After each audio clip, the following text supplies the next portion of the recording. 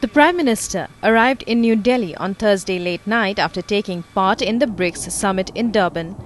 Talking to media on board, he said that the government is stable and will complete its full 5-year term. He also said that the Lok Sabha elections will take place on schedule. Coalitions raise issues. Sometimes they give the impression that these arrangements are not very stable arrangements, and I cannot deny that those possibilities exist. But I am confident that our government will complete full 5 years, that the elections to the next Lok Sabha will take place on schedule. Replying to a question whether the government has the wherewithal to sustain reforms, the Prime Minister said reforms were not a once-for-all setup that the government was seeking by way of reforms, and added that the government had to take into account the concerns of allies. It is not a once-for-all setup that we are seeking by way of reform. Reforms certainly have to take into account the fact that we don't have the majority to get Parliament to approve some of our reform proposals. So we are certainly dependent on the goodwill of our allies, and I would be the last one to deny that there are uncertainties, but even then we are confident that the reforms that matter and which are going to yield results in the next few months, we will be able to push them through. In his first meeting with the new Chinese President Xi Jinping, the Prime Minister raised the issue of trans-border river systems. President Xi assured him that China was quite conscious of India's interests. Both the countries have agreed to have high-level visits later in the year. I had a very productive exchange of views with the new President of China on the sideline of the summit.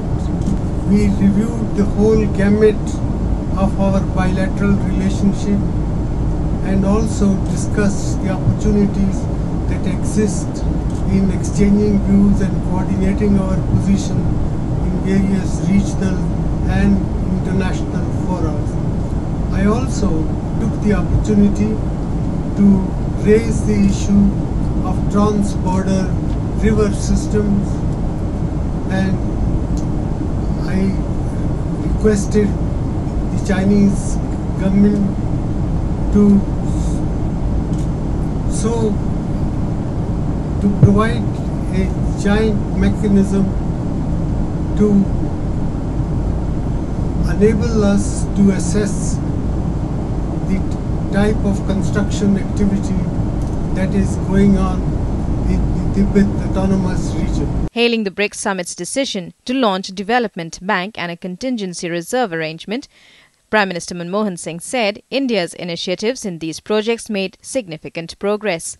He also said that the visit to South Africa for the 5th BRICS summit was very satisfying. From the BRICS declaration, a number of important steps have been taken at this summit. I am particularly glad that some projects which were either conceived at the New Delhi summit of BRICS in March last year or were piloted by India during its just concluded chairmanship of BRICS have registered important progress. During the summit, BRICS nations decided to launch a development bank to finance infrastructure projects and to create a $100 billion contingency fund to tackle any financial crisis in emerging economies, in what is seen as a major win for India's campaign to reform global financial architecture. The idea of the bank, mooted by India last year during its presidency, has been supported by China. Besides attending the summit, Dr. Singh also had bilateral talks with top leaders of other member countries, including China's new President Xi Jinping and Russian President Vladimir Putin.